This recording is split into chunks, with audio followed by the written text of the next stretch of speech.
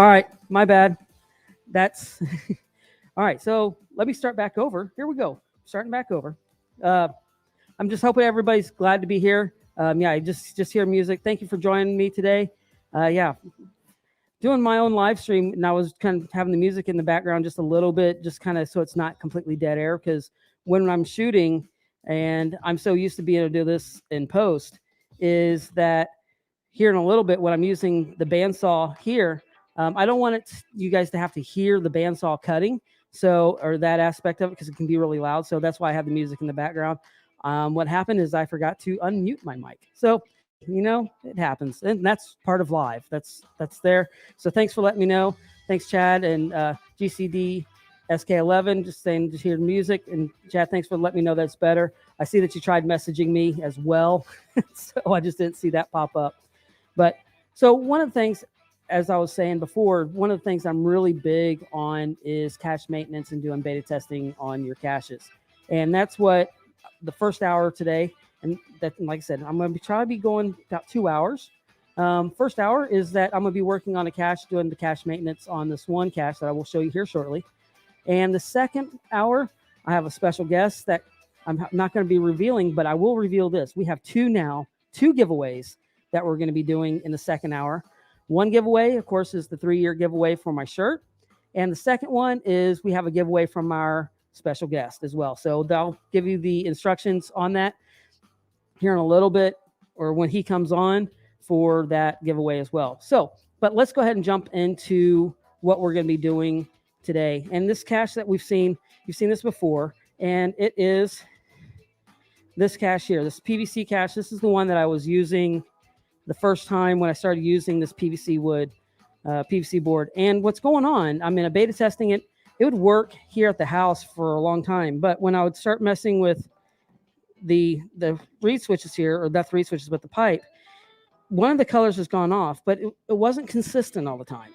So what I need to do is come back into it and kind of fix that. And one of the things that I really think is what's going on with it is that the reed switches that I was putting in there aren't probably really the best reed switch. So I have a better reed switch that I'm going to be putting in there. But there's the other part that I'm going to change. I did it with a 9-volt battery. And with talking to Dave Wagner and doing some of the other builds that I've done with Dave, I'm really realizing that the 9-volt probably isn't the best way of going. So I'm going to be changing it up to a two AA batteries to be able to run the LEDs. So what I'm going to be doing now is we're going to be taking this apart, and I'm going to kind of move the camera a little bit so I can still see the chat. And I want you guys to kind of put in comments and let me know what's going on. And just this is a live workshop hangout, so you may hear my dogs in the background. My kids or my wife may step in just for a second for something. Who knows? That's part of live and life and being at home and being in the shop. It just happens. So, but this is just for us to be here, fun, we're friends. So everybody just jump in there and just have fun. And I'll talk through what I'm doing and everything as I'm building this, doing this. So let's go ahead and jump over here back to my build cam, back to the build cam. So here, so like I said, was saying before, I think you can see this really good. So when it comes in, you just see the couple of the lights coming on and off, but like the light that's right here in the middle is not coming on. So, and yeah, I already have my code on here, and those that know what this code is, you can go ahead and decipher it now. I'll leave it there just for a second so you can go ahead and decipher it. Hey, good evening, King Tut, or King Kurt. So here's the wiring that I did on the inside of this before, and it's real simple. It's all coming off of this 9-volt battery here. See if I can get that better for you. So it's coming off this 9-volt battery, and then it feeds into the pipe. So the first thing I need to do is go ahead and take the 9-volt out, because it's going to be a lot easier when I do this if this 9-volt, of course, is out, because I'll have the wires down here. But as I said, I'm replacing all the wiring anyways. So what I'm going to do is get my trusty drill and make sure I have the right bit in it, because right now I don't. There it is. I needed my Phillips head bit in there. And I'm going to go ahead and take this out. And hopefully that's not too loud for you. If it is, just let me know in the comments, and I will mute my microphone, and hopefully I'll remember to unmute it this time. All right, so I'm just taking those out. And that's just, like I said, that's just going to make it a lot easier for me to do this repair. And I got that really wedged in there good. I may have to get some pliers. I didn't think I wedged it that well. I bet I know what happened. When I put that in there, I bet some of the PVC glue kind of went over onto it. So I'm going to have to see if I can pry that loose. All right, let me find my Phillips, or not a Phillips, but a flathead screwdriver or something I can knock that off with, or even better. Yep, this is part of the maintenance that when I was doing this one, I really wasn't thinking that I was going to be taking this out. So, but yeah, we're going to have to, I'm going to have to get that in there. And I may end up leaving that in there just to kind of set this wiring up for today. But I'll get that out eventually and just get that all nice and set up. But for right now, so we're not wasting time on getting that. And like I said, this is part of live. And just trying to get this really set up the way we want to do this is that's in there pretty good. Is my build by, oh, that's okay. So my build by, okay, let me show you that here. So yeah, just finding our way was asking me, is my build by,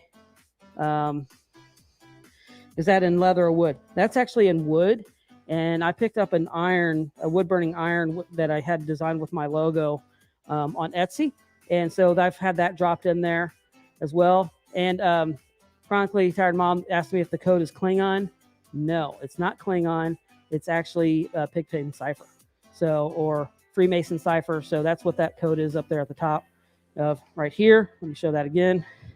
So that is actually, I mean, it kind of looks like Klingon. Some people said, hey, is that a Arbresh or Galactic Basic from Star Wars? No, it's actually Freemason Cipher.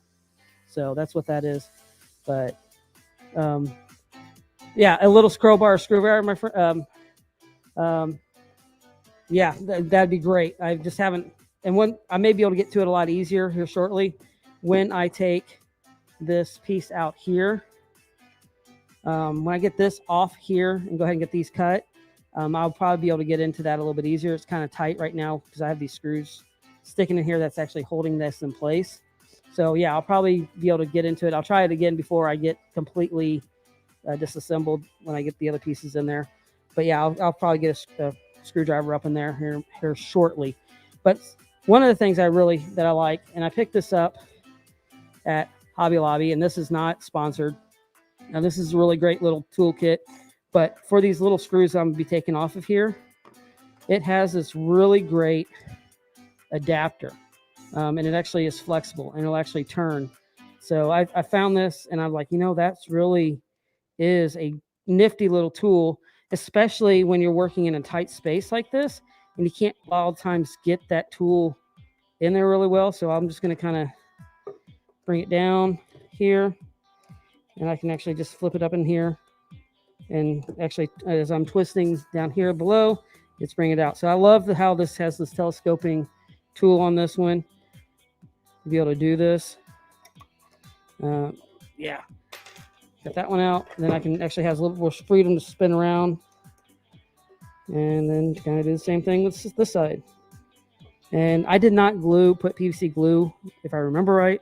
I did not put PVC glue on this cap because I was thinking of maintenance at this point of it, that if I needed to do rewiring, I would be able to just kind of be able to get this cap off. So yeah, so that's kind of freed up that there. But now I'm gonna go ahead and come in here and go ahead and cut these wires real quick so I can go ahead and get this all out. So real quick, wire snips. And I'm just going to kind of snip right up here really as close as I can to this part up here at the LEDs that are running up in here, just so I can get into that a little bit easier. And there's that one. All right, so now I've got this taken apart. And as you can see, it's really easy. It's just this T-bar and then the PVCs 2-inch PVC, and this is just a 1.5-inch PVC here. So that's just all that is there. But now I want to kind of open it up, and I want to kind of look at see what's actually kind of going on the inside. So I'm going to kind of run over here to the bandsaw real quick, and I'm going to go ahead and cut this open real quick just on one end. And so let's go ahead and head over to the bandsaw, and I'm going to get that cut. So I'm going to switch up the cameras real quick, and I'm going to walk it over there, and I will remember to mute my microphone, but hopefully I'll remember to unmute it when I come back. So that way you're not hearing the bandsaw. So I'm going to go ahead and go to, well, that camera just died on me. All right, we're going to go ahead and take this camera here over here to the bandsaw real quick. And that way you can kind of see what's going on over here at the bandsaw. Hopefully that, okay, you can see that really well there. So, all right, so let me get into here to the bandsaw real quick. Let's see what's going on with this other camera while I'm switching over here. There, it's coming up. All right, so, all right, I'm gonna go ahead and mute my mic so you're not hearing the bandsaw right now.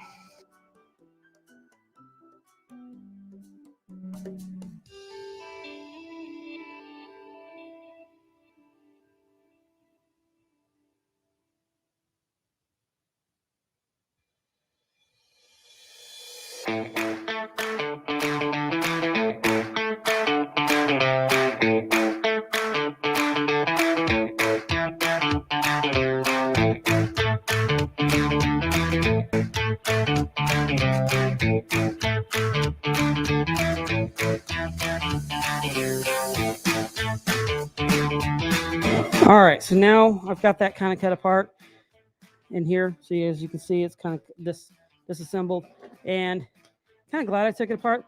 The cap that was originally in there, that kind of made with just the PVC board, kind of has come loose anyway, so that's kind of good.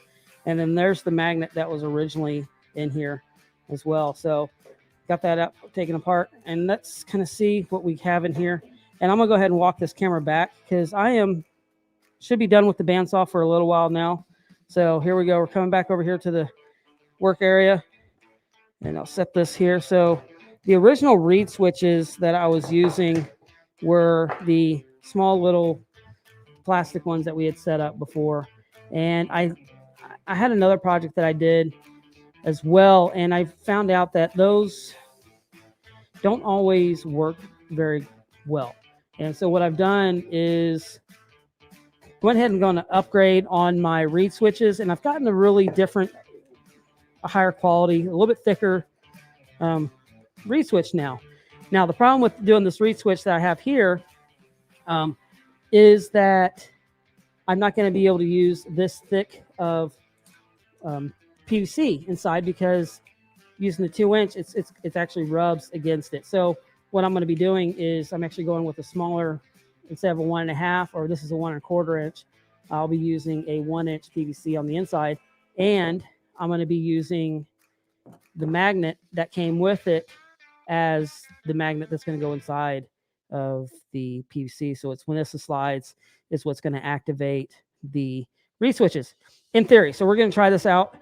This may go really well, or this may fail, and we'll find out if it's what's going to happen here when we do this. I mean, part of this is, yeah, Chad and I, when we're doing a lot of these builds on air, we really hope for the best, and sometimes it works and sometimes it doesn't. So we'll see what happens. And hey, you know, as a gadget builder, we learn from our mistakes. Just like with anything in life, we can always relate what we're doing in the workshop to life, because we'll make a mistake and we may have to figure out a different way of doing it.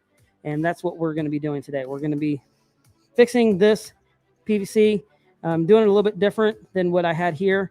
And so we'll see how this will come together, and let's have fun. Let's see how it works. My only concern as I'm looking at this is I may have to make, when it's in a home position on the PVC, when it's actually after it turns, I may have to make the bottom longer so that the magnet inside the reeds inside here isn't actually firing off one of the reed switches that's going to be lighting up one of the LEDs. So that may be something that I may need to adjust for. But that's something that we're going to be testing as we're doing this today. So let's go ahead and start putting I'll go ahead and put the reed switches on this other PVC, and see how it works out. So I'm gonna go ahead and back to this camera. So, but let me know, what do you think about the different reed switches? Do you see anything that might be different that could be happening, or what do you see in there? I really like to hear from you. Put your comments in the chat room. Let me know. I just really thank everybody for joining me today here on this first ever live workshop hangout here on Behind the Cache. It's something different. I'm probably going to be doing these about once a month is the plan right now, and going to have different guests coming on and doing different things. So, but this month I really wanted to kind of focus on the cache maintenance, like like doing a lot of different stuff before, and I really beta testing and cache maintenance. And this is a cache that I really want out here at Cache Fest. Here, I mean, I was looking at getting rid of it at a couple other events, but I think Cache Fest is going to be a lot better for this cache here locally, and there'll be a lot more fun for those that are coming out here for Cache Fest in July 16th here in Memphis. So if you are going to come out, look forward to seeing you out here at Cache Fest. It's going to be a lot of fun. So, all right, so now let's go ahead and jump into fixing this cache. One of the things I just thought of this as I was, and this is what happens when I'm building, is I'm doing different things. The blue was the one that wasn't activating, and I have some extra LEDs over here. So what I'm going to do real quick is I want to make sure that the problem with that LED isn't actually isn't the LED itself. I mean, I could have just cut this whole thing and could have saved all this trouble if it was just the LED. But I don't like these LEDs because it wasn't consistent, or the reed switches because it wasn't consistent. So I'm going to go ahead and check it anyways. So, but I'm going to just grab my handy dandy stripper tool and that one camera down too. So, all right, so I'm back to just this one right now. We'll figure this out here in a second. Part of live, my build cam just went out on me, but that's okay. I will get that back up and running here in a second. Yeah, we'll get it going so you guys can see what's going on. But this is just, like I said, this is live. Cameras go out on us, and we'll get everything back and running here very shortly. In fact, it's coming back up right now, so this will be good. I think what happened is it lost some battery power to it. For some reason, it's wanting to be plugged in, even though it was not needing it. So there we go. Now we're back on the build cam. The joy of live video. If it's going to happen, it's going to happen live, and that's just about always the extent of it. Now I'm gonna go ahead and probably strip all these wires that I need right now while I'm already in here. So now with these LEDs, the one thing that's kind of weird is that it's backwards. Usually the black would be negative, but on this brand that we end up getting, these pre-wired LEDs, it's backwards. The color is the negative, and then the black is positive. Why they did it that way, I do not know. It's very confusing, but that's just how they did it for this brand. And I've looked at different ones, and every time I've gotten different ones, it's always that way. So, and it is really tight in here. I may end up just grabbing the wire strippers here in a second and doing it with the wire cutters and just doing it that way, because it is really tight. I think I got 2 more, so maybe not. Maybe I got it here. And it's these wires and these pre-wired LEDs are really thin, so you have to be careful when you're doing the wire stripping on these too. So let's get there in there really carefully. All right, so all those are all stripped now. So now I'm gonna grab the batteries that I'm going to be putting in here. And when the batteries that I've learned that is really great when you're doing any of these builds and you're putting batteries in there is, and this is not sponsored, I wish it was sponsored, is the, let's see if I can get it in here. Maybe I'll just go to this camera here, is the Energizer Ultimate batteries. Wish this was sponsored, but the lithium, these batteries will last a really long time. And so I'm going to go, this is what I'm going to be actually installing into this cache, is these Energizers. So I'm going to put these in. So what I'll be doing real quick is just, of course, just lining it up. I just want to make sure that this LED is working before I get everything already soldered in. Chad saying, let's see here. Let me find my mouse. There it is.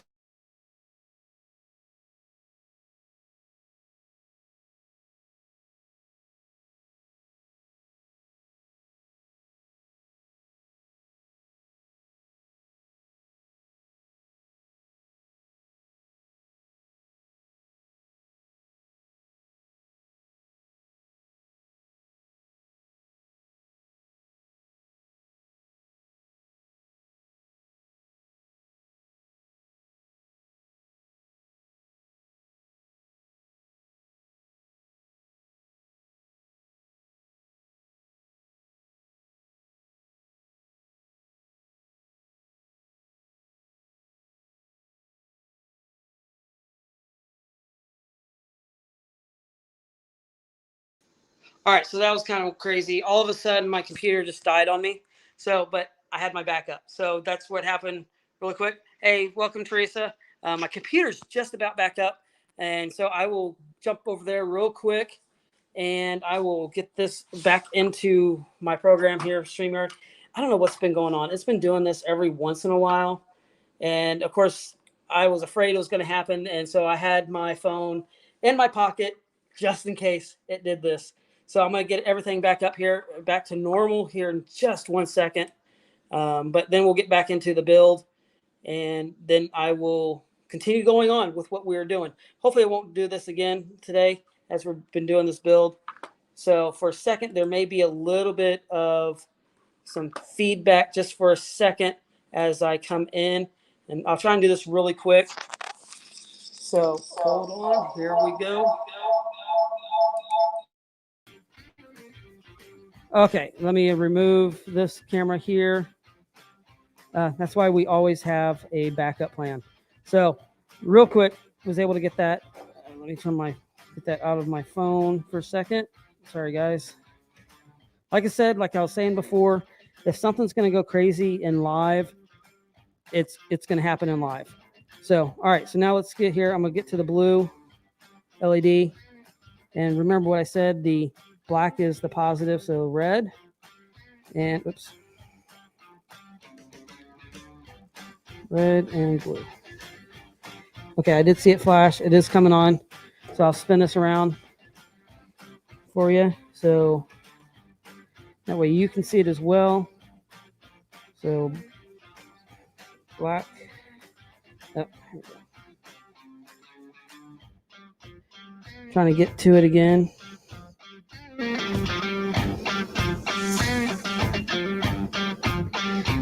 Sorry, it's really tight in there.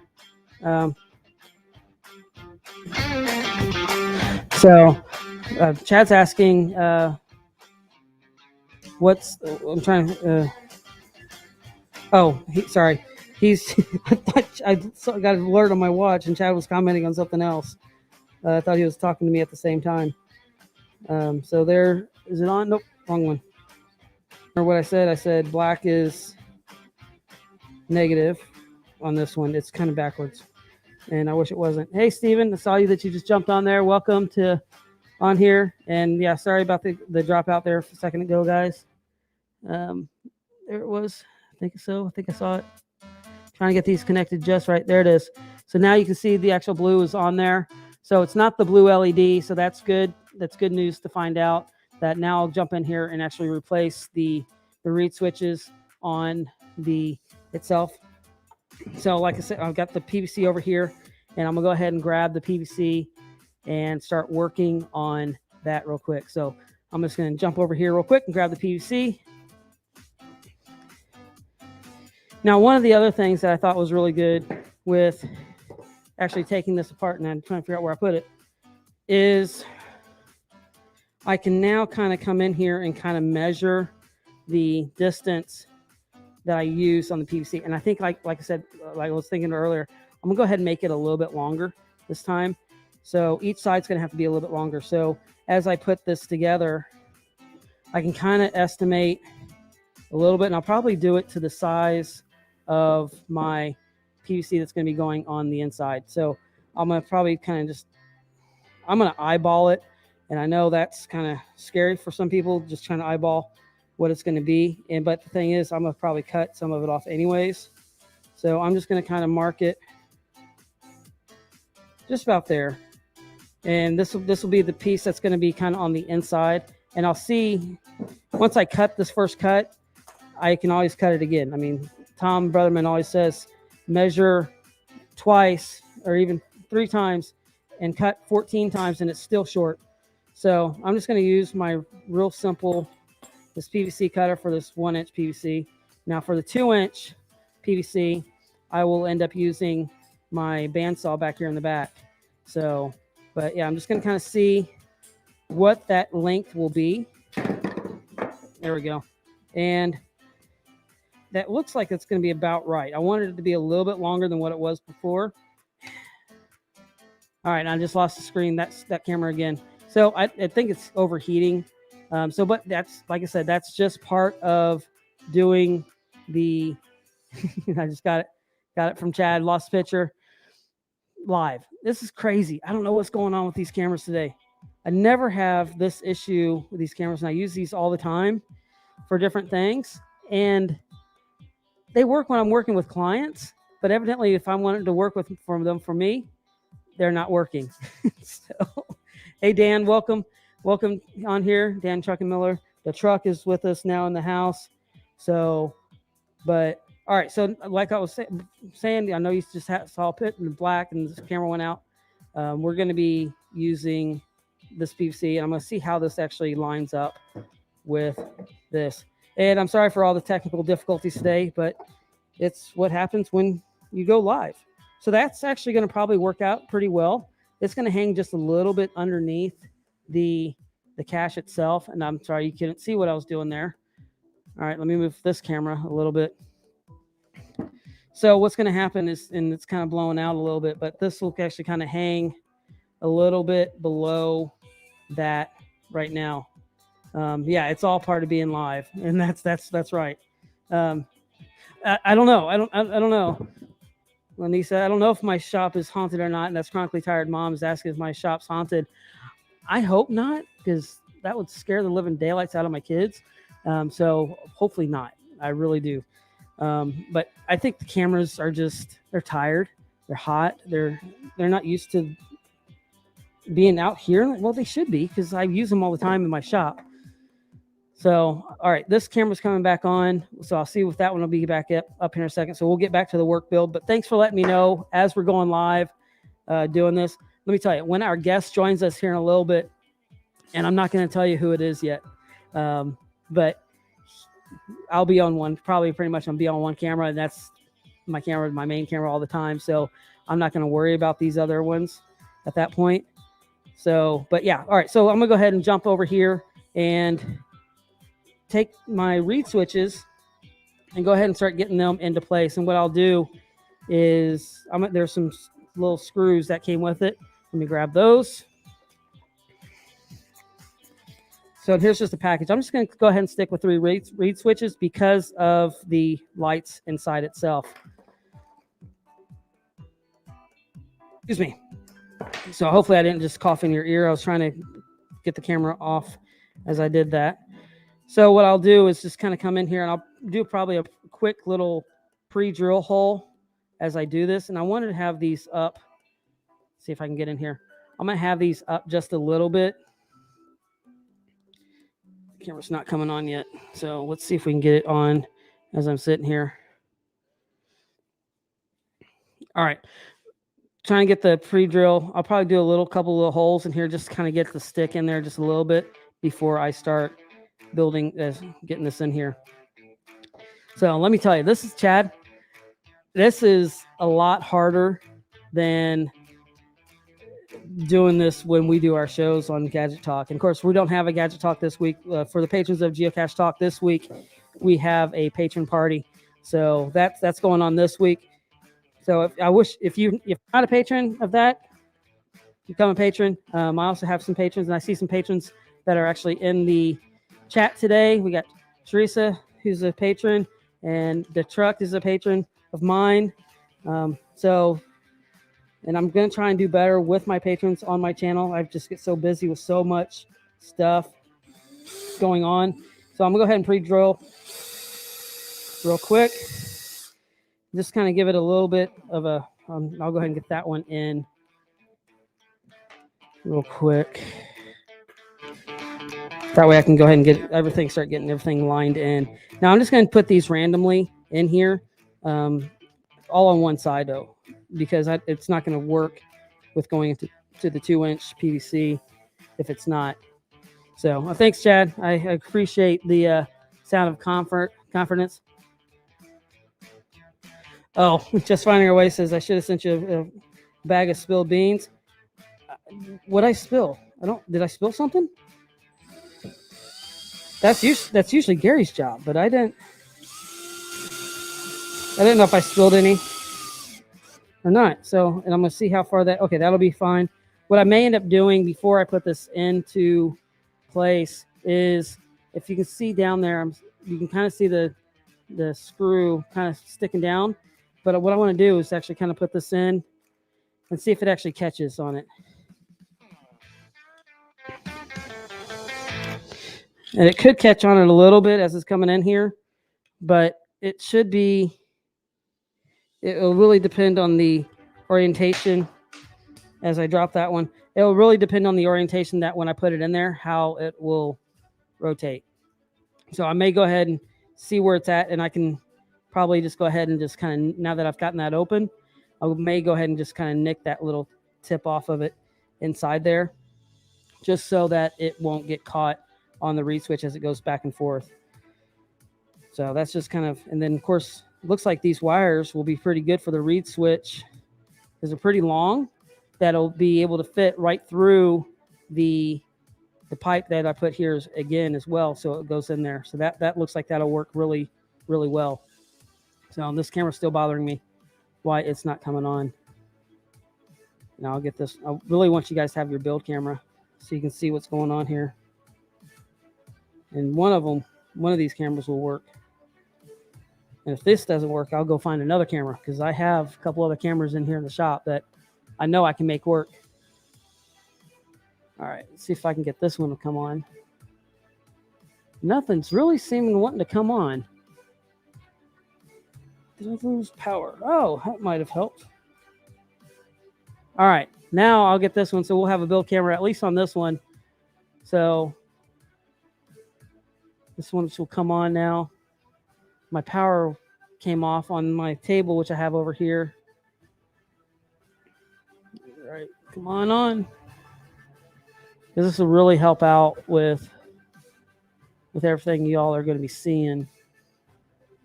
So I'll let that one, needs to charge just a little bit, but I'll continue working on this. And see, when I'm doing my videos normally, it does take me quite a while to do them because I am changing angles all the time and doing different things.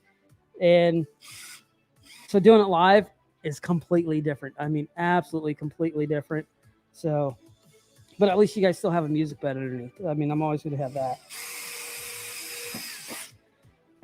Sorry, I got a cough. I'm going to grab a little bit of water because I do have the gift of gab, and so I end up talking, but I need to get a little bit of water. But I'm so glad to see everybody here today. I mean, I knew when I was going to be doing this, if it's either going to go really well or I'm going to fall flat on my face, but no matter how it's going to happen, it's going to be a lot of fun. So, and as I said, we always learn from our mistakes. So, all right, I'm trying to read what chat's saying here. I wonder if the 3D printer cylinder, hold on, where is it? My mouse keeps disappearing on me. He says, I wonder if the 3D printer printed a cylinder for the reed switch to fit into. It may slide smoother and slower. That's actually a really good idea. And that kind of, you're kind of teasing something. You've about to almost spilled some beans on me on this, Chad. So, but that's actually kind of a good idea. I kind of like that. And that's true. Wait, I wonder if we could do a cylinder that would be 3D printed. And I did, these were not the original reed switches that I was actually wanting to get, but the reed switches that I wanted are on back order. And though, but these are also another size, but I was wanting kind of a little bit smaller, so I could have gone with the 1 1/4 pipe inside. But I deal with what I deal with, so I'm just going to go ahead and do with these. So, but yeah, I would have wanted some little bit smaller reed switches, but I like that idea. If we 3D printed it, maybe that would be better. And that actually is a good idea. Now, one of the things I could do, and I just thought of this, is because this is going to be inside of a pipe, I may be able to just back up those screws just enough that it's still holding. That's not going to catch it as easy without stripping it. So the reed switch is going to be in there because the reed switch is actually going to get pushed down. So I can back that up just a little bit anyways without having to cut that. So these are things that as you're building a gadget, sometimes you'll think of different things that may work. And so, I mean, if it doesn't, I won't, when I'm putting this together, I'm not going to glue everything together at the time because I'm going to test it before I glue it for sure. Once again, doing that beta testing, which is very important when you're building any of these caches that I do on my channel. Because a lot of times when I'm doing the build itself, guess what? That's the first time I'm building it. So they may be great or they may not be.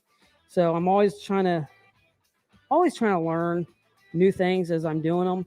And I've always said, as I've been growing up or even as an adult, and I tell students and that, you know, the day that I stop learning something or learning anything is the day that I die. And that's just something about me. I want to learn something new every day. And I don't know if it's just a simple thing or just what it is. I mean, I'm always learning from my mistakes, and we always make mistakes. And that's one of the things when teaching robotics is that I want you guys to make mistakes when I'm doing this. I want you to make mistakes. I want you to learn from those mistakes, and I want you just to kind of keep going. Even though you make a mistake, it's okay. That's how we're going to learn. So I'm going to go ahead and drill this other pilot hole in here real quick. And then I'll go ahead and drill this next one in here, make sure that it's lined up, and drill in the next one. So that's something. If you're doing these gadgets and you're scared of doing different aspects of it, don't worry about it. I mean, yeah, there may be some money invested in it, but don't forget that there's a huge community of us out there that are willing to help.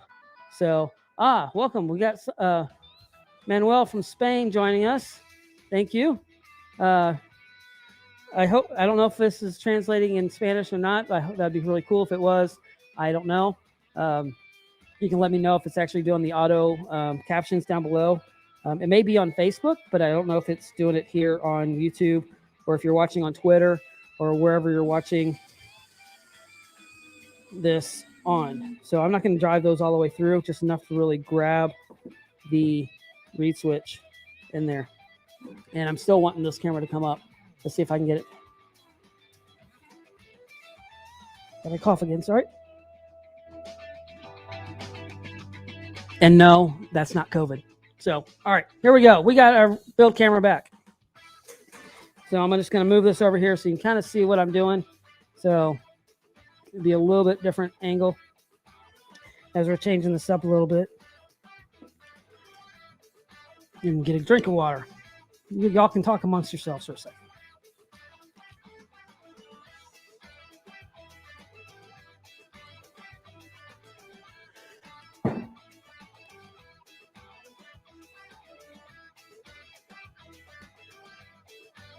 Welcome, Dustin.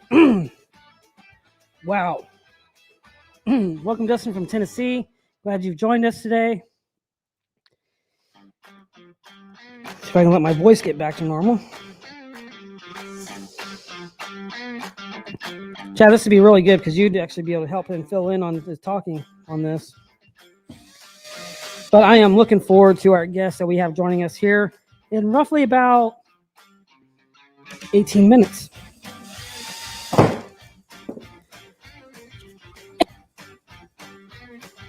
Whoops. I missed. Trying to get the screw into this pilot hole and trying to keep from coughing at the same time.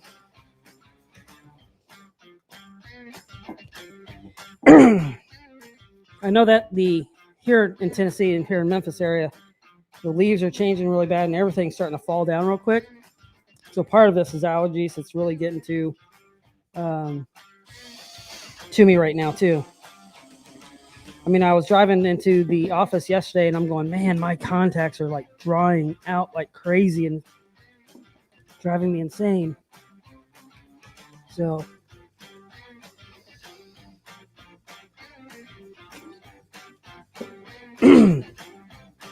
all right, so now we're getting to the last reed switch, and I'm just going to kind of place it just right here and get that all screwed in place. And then we're going to go ahead and jump into kind of getting the 2-inch PVC all lined up. So once again, just going to do another pilot hole, and it really works well on this. Oh, and as I was saying, since we're going live, a lot of times my wife may step in, and so she's she's brought me a cough drop. So thanks, babe. Do what? Hot tea would be great. Thank you. So, hey, we're live. I mean, that's what's happening, right? So, thanks to good wives, and she is the best. I really do appreciate everything she does and sticks around as I'm doing this crazy stuff of doing these builds and playing with all these toys and doing different stuff. She really does help me out with a lot of stuff. And yes, we do call her the chaos coordinator. So, because there is a lot of chaos that goes on in our house with everything. I mean, we had Lego robotics this morning, and she wasn't able to be there with it with Curtis, and so I was leading, I don't know, a whole bunch of kids doing robotics, 2 different teams, doing different stuff as they're doing builds, and it's a lot of fun seeing how they're learning and trying to figure out these problems and doing that. And it's problem solving that they're going to see for the rest of their life. And I just really love how that happens. And that's why I think I really do like building these gadgets, is doing these gadgets, because I'm always learning from them. And like I said before, you got to learn from your mistakes. And unfortunately, I don't think there is a perfect gadget, because eventually there will be maintenance that needs to be performed on that gadget. And so it's just really, even if it's just wear and tear on that gadget, it's just going to take some time. So, but yeah, this is really great. So let's go ahead and get this last one in. All right. So now I've got all 3 of those reed switches in there. And as I was saying before, with those reed switches in there, it kind of just will barely kind of fit in there anyways.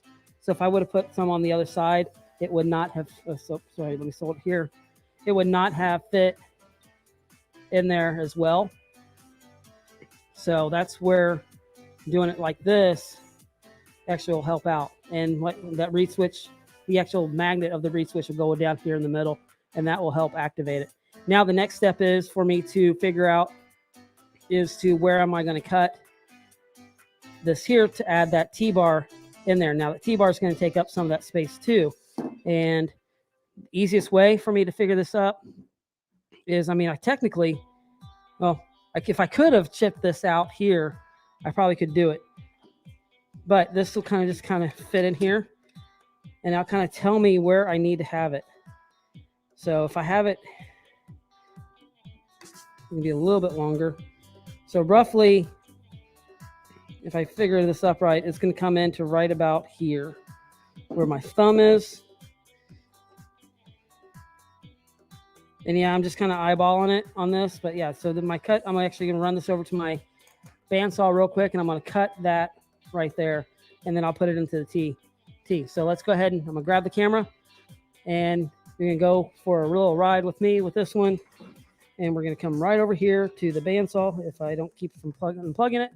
See if I can get that in there. Sorry if I'm making you dizzy as I'm bringing it over to the bandsaw. And now remember, when I cut on the bandsaw, I am going to go ahead and mute my microphone so you're not hearing that. So I'm not gone anywhere. I'm just going to be muted. So here we go.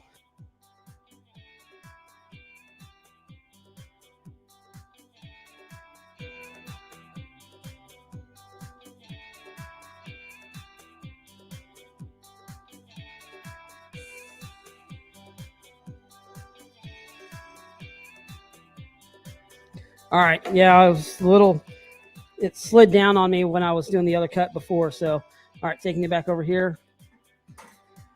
And let me go ahead and pan this up because I have some of my other pieces over here. I'm going to go ahead and grab my other T-bar. And I'm just going to slide that in to place right there. And like I said, I'm not going to glue this into place yet because I'm going to beta test this. And how I'm going to beta test this is I'm going to go hang this on the fence in my backyard and go out there every once in a while and test it. And it's going to be really testing it out during winter as well. So that's going to be really great. And a couple new caps is what I have over here as well. So I'm just going to bring those on over or throw one across the floor, whichever way it's going to happen. Live TV, folks. So, all right. And then the next step is I'm just going to take these wires and I'm going to feed them through this hole. All right, let me go ahead and adjust this build cam for you so you can see a little bit more of what I'm doing here. So I'm just going to grab all of them together and just kind of push them through real quick. And it may help if I come in this way. There's a loose one. Make sure I get them all in there. I should have 6 ends. 1, 2, 3, 4, 5, 6. All right, they all came through, so that's good. And I may go ahead and, we'll see how that works. All right, so now the next step that I need to do is cut the other PVC up here, and I want it pretty tight on here because I don't want that completely rubbing around. But before I get too much further, I'm gonna go ahead and drop my other reed switch inside. All right, so that's in there. Now I'm gonna go ahead and cut the next piece of PVC. And this one I will measure. So let me grab a tape, or actually I'm just gonna grab a level real quick. And it's gonna need to be, let's go with 4.5 inches. So now I'm gonna grab my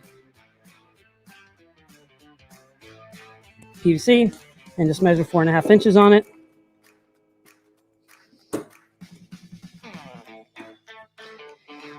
I mean, this isn't rocket science. I love working PVC. It's actually a really easy medium to work with.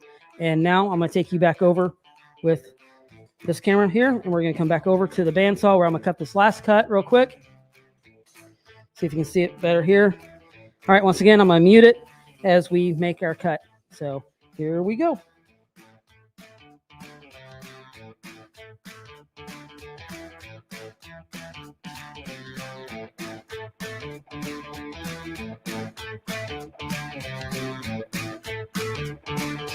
All right, so now we've got the bandsaw is done now. So we're going to come back over here to our build cam, our modified build cam, because that's what this ended up being. And I always keep my extra PVC because, you know, I never know when I'm going to end up using it again. So I'm just going to set that off to the side. And then I just slip in the PVC at the top. And that leaves me a great space for the cap, which I threw across the room by accident. So let me grab that.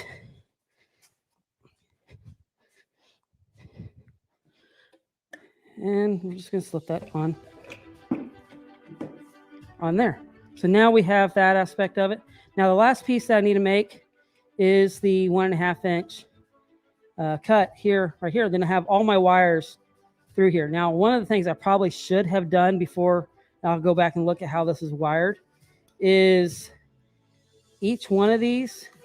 Well, I can do it by looking at it, how it separates in here. I need to make sure I know that I'm connecting a positive and a positive and a negative and negative. I just need to make sure which one it is going to be. So I'm just going to grab one from each pair. Okay. And then I'm going to grab I'm just going to put like a real quick knot in it for right now. Usually I have some tape, and I think that my tape is over on my other bench right now. But I'm just going to put a knot in that. So that's all one side on there right now. So that's all one side, because I'm going to need to have that separated when I actually wire this together. So make sure I have that one from the top, one from the middle, one from there. Okay, so we're all set on that, because when I wire it to the battery, it's going to need to have that separated. So now let's go ahead and measure. And this will be a real easy measurement because I already have it here, so I can just really simply just figure out how much what it needs to be. And it's just shy under 2 inches. So actually about 2 3/4, or 2 3/4? 1 3/4. Yeah, 1 3/4 of a 1 1/4 inch PVC. I believe is what that is. Yes, that is a 1 1/4. So I'll just grab the PVC, double check. Nope, that's 1 1/4. It's a 1 1/2 is what that is. It's 1 1/2 inch. And I do have that down here. I keep a lot of my other PVC down below. So I just need a 1 1/4, 1 3/4 inch. So I'm just going to mark it real quick. If I can find my pencil. 1 3/4. And then grab my pipe cutter, which is not going to fit. So we're going to run back over to, I forgot. Now, coming up on Gadget Talk, coming up here pretty soon with Chad and I, we're going to be doing a gadget builder tool list, what gadget builders should have. And there's one of these that cuts PVC that's on the list that I wouldn't have had to go throw this on the bandsaw real quick to cut this last piece, because it actually will do that, and it's going to be on the list. So look for that show. That's going to be the last Tuesday of this month of November. So we're going to be doing our gadget gift show on that. So a little bit of a preview of that. It's going to be a lot of fun. I'm looking forward to it. There's some really great things that Chad's been adding to the list. I'm like, oh, man, this is just going to go onto my wish list now too. So there's some really cool stuff on there. So you want to make sure that you're catching that. So let's go ahead and jump over here back onto the bandsaw real quick. So I'll do this last cut, and then this piece will pretty much be ready, except for the soldering of it for the LEDs and into the battery itself. So we're going to go ahead and finish that up real quick. And maybe when we're talking to our guests here coming up. Now, don't forget, our guest is going to be joining us here in just a few minutes. Here probably in about 5-6 minutes, we're going to be jumping over there, talking to him. And there are now 2 giveaways in the next hour. The next hour, we have, of course, my 3-year giveaway. We're going to be giving away a shirt. That was, if you watched my video for my 3-year giveaway, I actually you're going to be, if you're eligible to win on that. And then also, we're going to be doing, the guest that I have on there is also going to be on as well, doing a giveaway. And hey, holy cow, we have Daniel Flieger here joining us from Germany. Some great caches, a great company over there in Germany. And it's 10:55 p.m. Thanks for joining us. You must be just getting back from the discoteca that you get out dancing all night, man. So I'm glad you're joining us tonight. This is really fun. So yeah, but we're here in the workshop. And now let's go ahead and run back over here to the bandsaw, and I will go ahead and do this last cut. And I'm just going to leave the build camera here for a second. I'm just going to kind of face it that direction where I'm going to be running off to. So I'm going to go ahead and get this cut real quick. So let's jump over here to the bandsaw, and we're going to do this last cut, and I'm going to slide this down just a little bit. So we might be able to get a little bit cleaner cut on this one without it wobbling just a little bit. Now I'm going to go ahead and mute my microphone before I do this cut.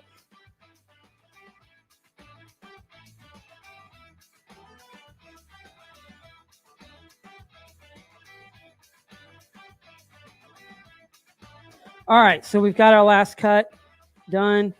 We're done with the PVC, and now I'm going to go ahead and put it into this last piece real quick. And this is going to give us what's going to go inside that little jacket that's going to go inside our birdhouse here. And I can kind of decide which way I want it to go. I remember I was saying that's probably going to be hanging down just a little bit below it. So I need to put some blocks underneath this just for a second to get it in place for here. Let me move some of my stuff. Yeah, this I'm going to go switch camera so you can see this. This is why I wanted a big workbench. It's because I end up spreading stuff around as I'm building. And so, I mean, that's why I love having all this space when I'm doing this build. So and now I've kind of condensed myself as we're doing this live stream with all my gear that's over here for live streaming and everything as I'm doing this, but don't need this. I can go in the trash. So I can clean up a little bit what's around me. There's these old reed switches. Don't need that. I can go in the trash. So just trying to do some cleanup as we're doing this. And I was looking for, let's see here. I needed this cap here. And yeah, I was going to put a block underneath it to raise it up. So we can come back here to my stock that I have back here. And if you're working with wood or anything like that, you will have plenty of stock in the back that you can always grab from to do different things. I've built many different things from stock. It's just scrap. That's been really great. So, all right, so let me throw this up here now. So that just gets it up just a little bit higher. So when I put this in place, because remember, I wanted to have at the resting position, I wanted it to be lower than on the reed switches because of how that reed switch is going to activate. I didn't want it to actually activate the lights as it was going through. So now, as you can see here, in here, we will just kind of take this cap that I've already got a hole in it that I used from the last one, and I'm just going to go ahead and put that in, feed the wires back through there. Now, if our guest is in the chat room still, because he was in there earlier and I did see him, if you want to go ahead and jump on in, we'll bring you in here in just a few minutes. Because the last part of this, as we're doing this build, and I think I unplugged, is it still in there? Yeah, so I'm just going to put, what I'll do, and I'll finish this up, and I may do this in another video, or I may do this like a short video, or we may finish this up next month for a little bit, because we've had some technical difficulties today, but it's been a lot of fun. I've really have enjoyed doing this, and this is, like I said, the reason why I wanted to do this cache is because of beta testing. It wasn't really working the way I wanted it to work out really well. So and I've always talked about making sure that when you're doing your caches, doing beta testing and really testing it out and make sure that it's working really well. So I hope you guys have enjoyed this so far today. As we've been doing this live workshop hangout, it's been a lot of fun for me. So I'm just going to kind of, as I've been building, I haven't really been able to keep up a lot with the chat room. So I'm going to kind of jump over here. So I'm just kind of reading through real quick of the builds right now. So I'm going to Stephen R says, most of my caches in my town now are mine. I kind of got hide happy. And, you know, if you're raising the game and you're doing caches, I mean, that's what I like doing. I mean, if there's not a lot of great caches, start doing those caches. And then Teresa says, yeah, most around us are ours. My husband loves doing gadgets, and that fits in ammo cans, and I like doing puzzles. So that is really cool. And once again, my lovely wife, has just brought me a cup of tea in a Gadget Talk mug. Now, most of you know that I am, that's hot. It is hot. I am also the host of Gadget Talk with Chad, Bounce. And on our store, you can get a Gadget Talk mug. So you can go check out the store. Let me get a little bit of this. And I see our guest is on here. So let me bring him in just a second.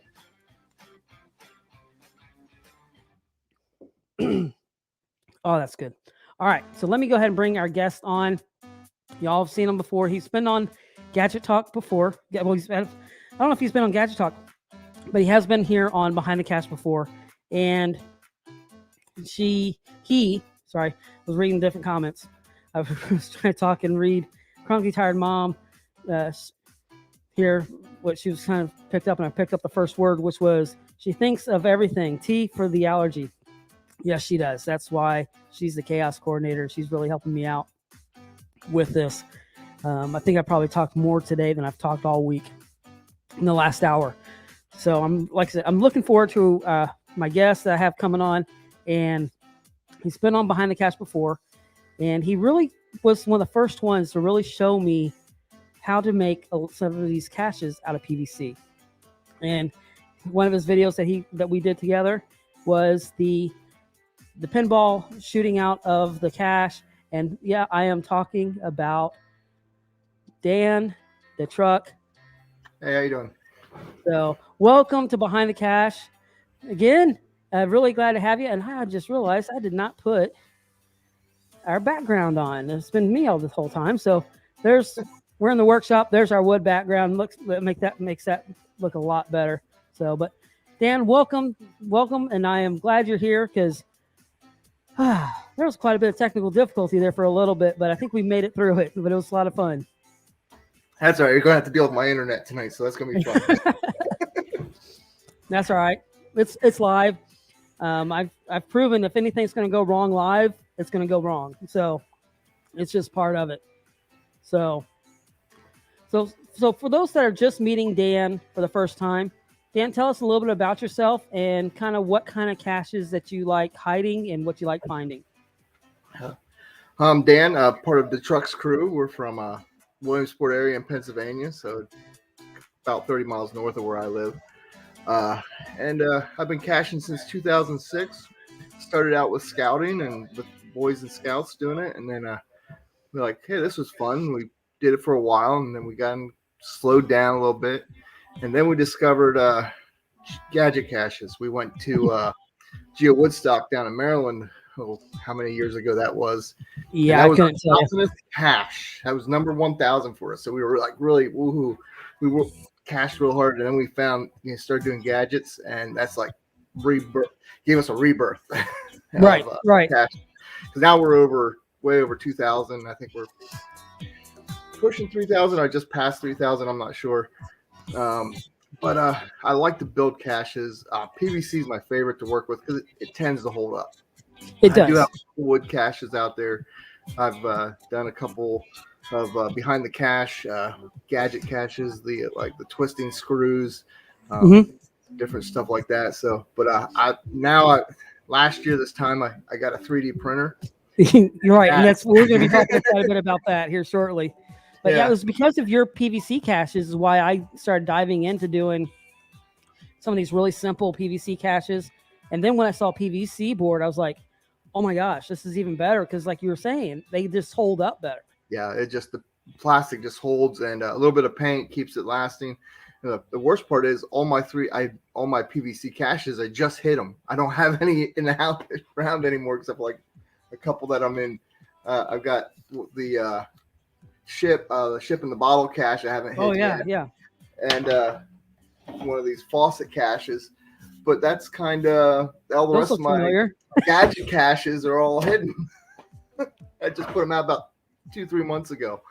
So yeah, and that's great. And Chronically Tired Mom says, hey Dan, nice to put a face to the name. You should post some more of your builds on TikTok. I don't like mean comments. It's part of it. I know. If you don't get a mean comment, the way I look at mean comments is if I get a mean comment, you know what? It just means that I have a hater and I've arrived. If somebody's like, usually, I think it's usually because somebody's jealous. Is like, man, why didn't I think of that? That is so simple. So and that's the beauty of a gadget cache is that it's not the super complex ones that get me. It's the super simple ones that you wander around. And WV Tim just dropped a video here not too long ago, and I tell you, 10 of us stood at that cache for about 15 to 20 minutes, maybe even a half hour, trying to figure that one out. We were just getting ready to call, and we figured it out. That's one of the simplest gadget caches you can ever make. Right. It's like the one that I did with where it opened backwards. It had the hidden hinges as well, and it had fake hinges on there. So you're thinking that you're trying to open it, and they're trying to go around it.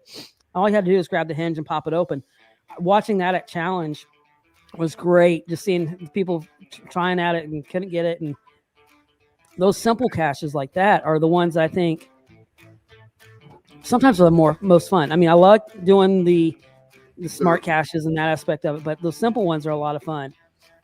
So, and Chad here, and you mentioned it before, says Chad mentions, I love 3D printing. The new resin printer is showing up. You got a resin printer? I thought you just got another one. Don't like you anymore, Chad. Talk about being jealous. All right, so before we started today, Dan jumped on. We're doing some audio checks, and I still forgot to unmute my microphone. But we were talking about I work with those that struggle with like debilitating addictions, and I was mentioning kind of that gear, like video gear and tools, is kind of like my addiction. Well, Chad's got one too, because this here, let's count: CNC machine, 2 3D printers, 1 on order, and evidently 1 just showed up, and a Glowforge. Oh, come on, man. I thought my shop was nice. Now I'm ready to go back and play in yours again. So we got Adi. Adi's just joining us as well. So that's okay, Adi. No worries. Time zones have been crazy. So no worries about just joining us. Love that you're here with us. Teresa is saying, or let's go back here.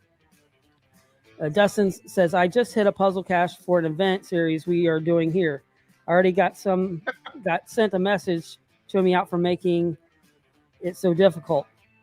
You know, that's why there's different caches for different people. Some people want it difficult. Some people want it easy. And you just can't. I mean, it's just, you put out the caches that you want to find is always what I always say. So if you want a difficult cache, put a difficult cache out. So, and then Teresa is saying, that challenge was brutal. I love the one where you had to put the puzzle pieces together. Oh yeah, the Tanagram one. That one was a lot of fun. I hope that one's doing well. It stayed down there. Those that were doing challenge actually took that one away from me. Both of those are probably hidden somewhere in Texas now as actual caches, I hope. So, but those are down there. A lot of the caches I build on my channel, I don't usually end up keeping. I usually take them to a lot of the PVC ones that I've done.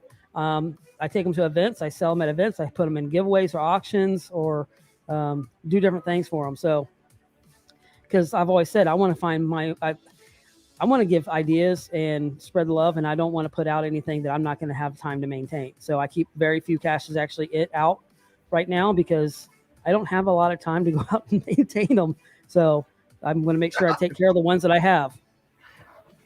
Yeah, I've got 60 caches out right now, and it's getting almost to be a chore to keep up with them.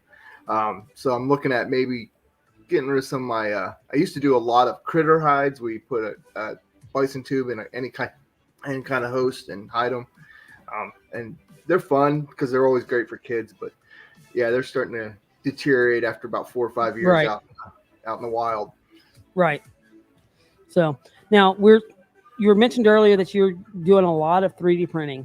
And before we get any further on, Dan has a giveaway that we're going to be doing. And why don't you go ahead and show us what we're going to be giving away, Dan? Let's see if we can get this here in the camera. So it is a rainbow 3D skull cache. And that is just really cool. 3D printed skull cache. Really super sweet. And the way you're going to enter in to win this is all you have to do in the chat, and you only have to enter in once, but you go ahead and type in hashtag rainbow skull, and that'll put you into the running for this giveaway. So put that in hashtag rainbow skull, and as you put that in, I will make sure that you'll be entered in for the win for that. Oh, hold on. Hold on. You're gonna have to enter it in again, because when my computer died on me earlier, it didn't do it. So I'm gonna have you do it again. So, so 1 second. Let me get that back in here. Yeah, I forgot that my computer died on me earlier as we're doing that. All right, so go ahead and put in Rainbow Skull, and it will start pulling all those from in there, and it does not have to be capitalized the way I did it. I just kind of capitalized it where it looks good on the screen itself. But go ahead and put your rainbow skull in there to win that giveaway, and we'll do that giveaway later on in the hour. So, or how much ever long we end up going, how long my voice will hold out today. So, take another cough drop. Yeah, I got one in the pocket, and I still have the one still in my mouth. It's like I've heard the story of a preacher that used to use a cough drop to determine how long his sermons would go. And one day he ended up accidentally kept going and kept going and kept going and kept going. What happened is that he ended up putting a button in his mouth and not a cough drop, so it wasn't going down, and people were just getting tired of him preaching. So, but yeah, go ahead. If you want to enter that for that rainbow skull, put in hashtag rainbow skull into the chat, and you'll be entered into. Put in there. I see 5 entries right now. I got 15 watching, so go ahead and put that in the chat if you want to win that rainbow skull. So, all right, Dan. So tell us about your 3D printing and how you got started into that, and kind of what you're using in that aspect of it. Kind of. Well, I've seen a couple people do 3D prints, and I'd actually asked some people, "Hey, could you do this for me?" And it got a little bit of a like, yeah, but it's kind of an issue. And I was talking to my nephew, and he's like, "Oh yeah, that's easy." Oh, and like, because I'm thinking 3D printers, you're looking at $500, $1,000. I'm not going to spend that kind of money on something I'm not 100% sure about. Right. And he told me, "No, you can get an Ender 3 for like, I think I spent like $200, $250 last year this time. It might not even been that much." And I got the Ender 3 Pro, which is what I use. And he says they're so simple to modify, so simple to use. And I'm like, all right. My wife said, "I need a Christmas gift for you. There you go." And so that's how I got it into it. And put the machine together, and it really goes together pretty easily. I'm semi-technical, but not like when it comes to wiring, I get really nervous because I don't want to rewire something the wrong way and blow up the circuit boards. But it went together nice. So then I started printing, and I printed a couple caches here, just a little things here and there, and then and so it's been nice to create my own caches. I do get a lot from Thingiverse. We started a Facebook group, just kind of wanted to see who was out there, and that's really kind of exploded a little bit as far as ideas and ways to do geocaches. And I like the skulls. That's the only thing I have, because this is a replacement skull for a series I have over in state game lands near some bunkers and cemeteries. Right. And, like I said, I've hid most of the stuff I had because I was getting such an accumulation, so I took a lot of it out. Well, we have to. I mean, that happens. And you mentioned the Facebook group, and so I'm gonna put that in the chat right now. If you haven't joined the Facebook group for it, it's geocaching or 3D printing for geocachers. So that's in there as well, or 3D printing, for geocaching. So that's the link that I just dropped into the chat. That's the link to actually be able to go to that. So yeah, it's really nice, and there's some guys over there who have some incredible technical experience with 3D printing, and just some really good trying to just expand the styles and expand what you're doing. And some of them are over in England and other places around the world, so it's a fairly international group, which surprised me. So I thought maybe I'd get 10, 15 people, and we'd post once a month or something like that. And it's not an overly active group, but it is an active group. There's 696 members. I just looked. I was gonna say that the last I looked, it was 666. Yeah. So Chronically Tired Mom has a question for you. It says, how do they hold up in weather? Very well. Actually, it's the one thing that surprised me the most. The filament that I tend to use the most is PETG filament, and that just I wanted to see what would happen. So I printed a pine cone. I printed it on the lowest setting I could, so it would print as fast as possible. And I hung it out on my clothesline all summer. And I put paper in it, and I just wanted to see how did it hold up. And this has been an extremely wet year in Pennsylvania. We had rain almost every 3 days, which typically we go a week to 2 weeks without rain. And that thing was bone dry at the end of summer, out in the full sun from sunrise to sunset, because it's a clothesline. It's going to be where we dry clothes. Right. and I was amazed. And actually got really nice. And all I did, and I actually used a cup holder I screwed into the top, and it actually punctured through into the cavity where the log sits. Okay. And that didn't even, and it didn't, it sealed up beautifully. That's I was great. I was really happy with that. And it's been, you've hit it really good cache when you're scrolling through Facebook and you see, wow, that is a really neat cache. The picture, I'm like, man, I gotta go find where that cache is at. And I realized it was mine. The guy just did a great job of the photo. It was a full-size skull. Obviously, I like my skulls. And especially near, this is near a bunch of old bunkers from World War II. There's a couple cemeteries right there. So it's a really good spot for that is cool. type caches. So, that is really cool. They put up well. That's been the biggest surprise to me is how great they do. PLA, I've had people say that PLA holds up really well. I haven't had too much experience with that, but it does. Right. I think PLA, because PLA actually starts deteriorating because of the plastic. I think it's going to deteriorate a lot faster. I've seen where PETG it's a better plastic, and Chad could probably help fill in on this as well because he's been doing it longer than both of us have been doing it. Yeah. But he likes printing swag for his caches, so he does a lot of that as well. And Darren Archer is joining us today from Australia, so that's really cool. So yeah, so it's in Holland. So we got Holland in here. We've had Germany. We've had Spain. A lot of people have been joining us live today. This has been a lot of fun. Now, if you're just joining us, we have 2 giveaways here very shortly. One is my Behind the Cache shirt that we're going to be giving away. And you were entered in for that if you commented on one of my videos previously. And then the other today we're going to be doing, and Dan, I'm going to have you show it again, is this rainbow skull. And if you've already put it in the chat already, you don't need to put it in again. But all you have to do to enter into the win for that is to put in the chat. And my mouse stopped working on me for a second. There it is. Is put in hashtag rainbow skull, and that'll enter you in to win the skull here very shortly. So, but thank you for everybody that's joining us live here for Behind the Cache Live Workshop Hangout. And so back to that, Dan. So we're talking about the different filament type. So that's really, I've heard PETG, however you say it. And I've been talking all afternoon. I'm about done. But I've heard call it PETG, whether that's a proper or not. Yeah, I've heard that's probably one of the better ones to put out there.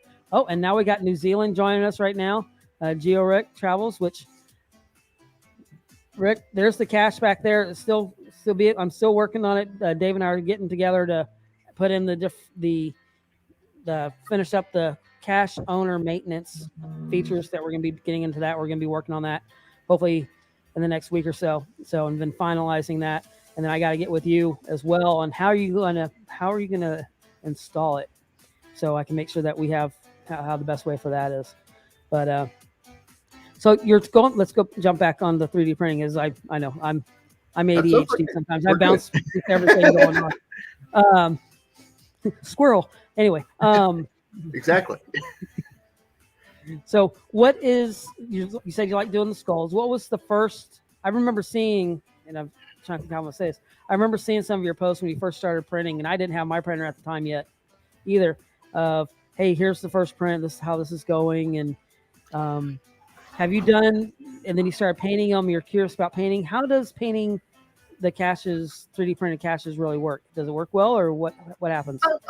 I think it does. The one that I painted, I've got to go check on a couple of these. I haven't been out to see these in a while because I'm really curious to see how they've done. The one I did a log that in black PETG, and then I painted it brown. It's a puzzle cache that you had to solve the maze by turning it and following it. And that I actually hit that in too hard. It was because I went to go check on it. I'm like, I don't even want to walk back through these weeds, so I relocated it to a much easier location to get to. It hasn't gotten a lot of hits, but it's gotten a lot of, everybody who's found it has liked it. So that's been nice, and it lays in nice with a pile of sticks and wood, so it's kind of neat. I printed a frog, and I just printed another one last night in green just to see how you go. Oh, that's cool. Yeah. So and it was, for me, it was just really neat to see it happen. You know, I still get, you know, the thrill of watching it go from a piece of plastic string to an actual object. You know, that's just the neatest thing, that to watch it build as it goes. And there's a ton of people on TikTok and Facebook that do live streams of their builds going, and it's really neat to see how it happens and how the machines actually work. Right, and that's very true. And Teresa is asking, and I'm going to jump back here. Teresa's asking, what printer do you have? I have the Ender 3 Pro. It's Okay. really, if you're going to spend less than $250, I would recommend that over the version 2, because of the board. Your control panel is still the knobs, which they have a little less problems with. But if you're looking for a bigger build space, I'd go with the Ender 3 Max. That's got like, I'm not sure the size, but it's got a bigger build space, so you can do bigger projects with it. A friend of mine just bought that, and he's loving it. Right. I have the Ender 3 V2. Version 2 is what I have. Yeah. And I've gone back in and done quite a bit of upgrades to it.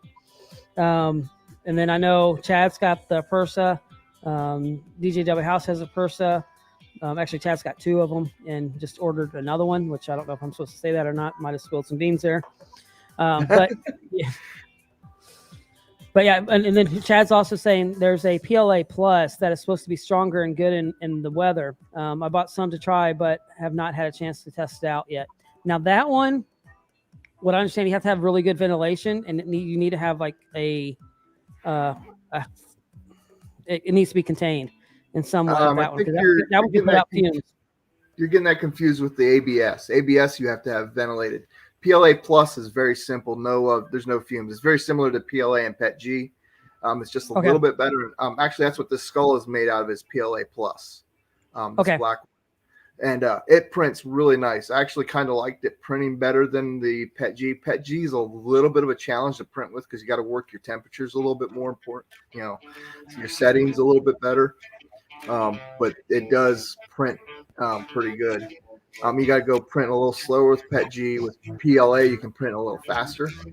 So there's a couple of things. I mean, the technological that you do with 3D printing is really neat. And there's a bunch of ways to improve your prints by tweaking your settings and your slicer, which is the software you use to write into your writes it in the language that your printer will read. Right. And so that's really neat. But yeah, I kind of like the PLA Plus. I'm going to be really interested how this skull holds up. I didn't do a test run with him out in the clothes line yet, but I've heard good things about PLA Plus. Right, and I'm gonna. Chad just was messaging me. You have an Ender 3 Pro. I have an Ender 3 V2. I'm going to be dropping a link in the chat here just real shortly of that. But I'm going to get another question for you.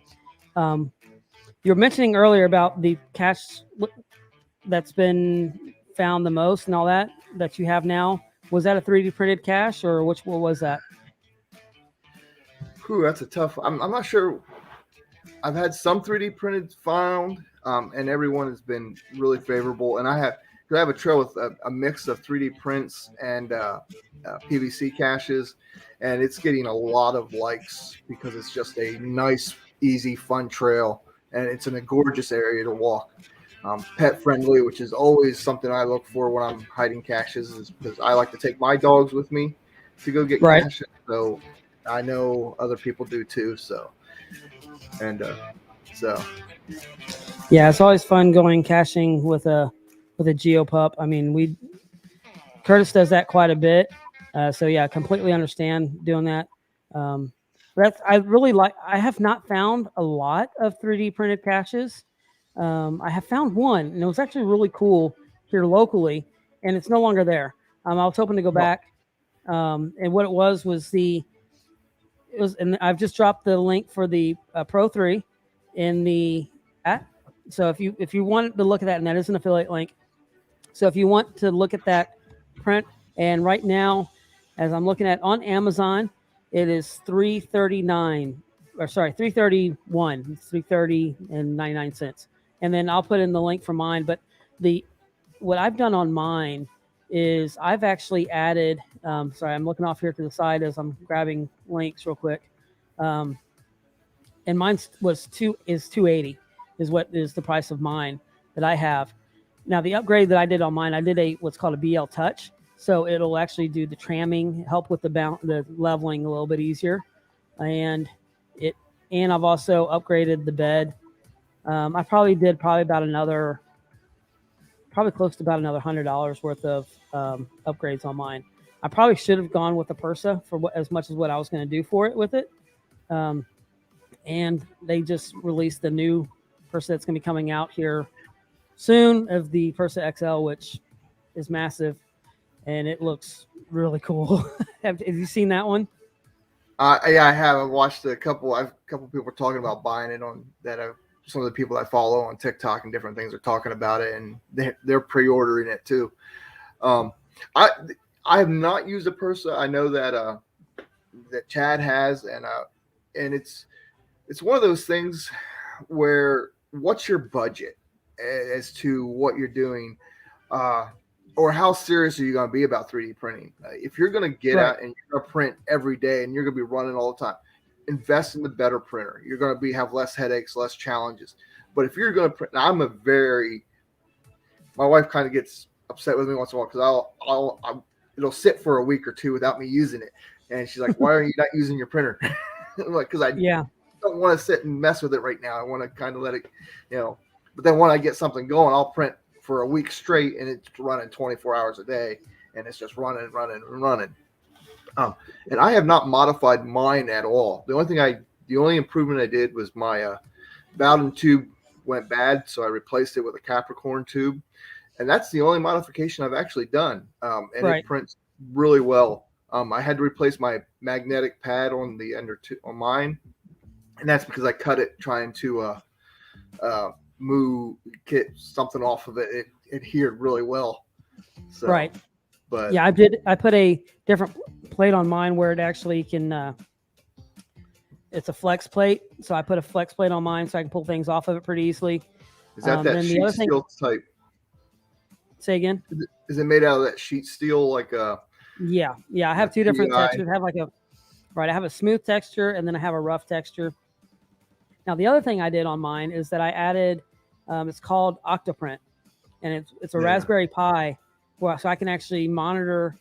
Because when I was printing at night, I lost sleep because I was wanting to make sure that I didn't print spaghetti or anything like that. So I can actually, even if I'm away from the house, I can actually pull up the webcam on my phone and see if it's printing. And if I need to, I can stop it from where I'm at. If it starts printing spaghetti, it can watch it. And so if it starts printing spaghetti, it'll pause the printer and say, hey, there's a problem. You might want to check it. And it'll alert me, and I'll get a message on my phone or my Apple Watch or wherever, and I can see what's going on. So it helped me sleep again when I was printing. They actually just came out with a Octoprint for an Android phone that you can. Oh, really? You don't even need to use Raspberry Pi, because I understand Raspberry Pi is really hard to get right now.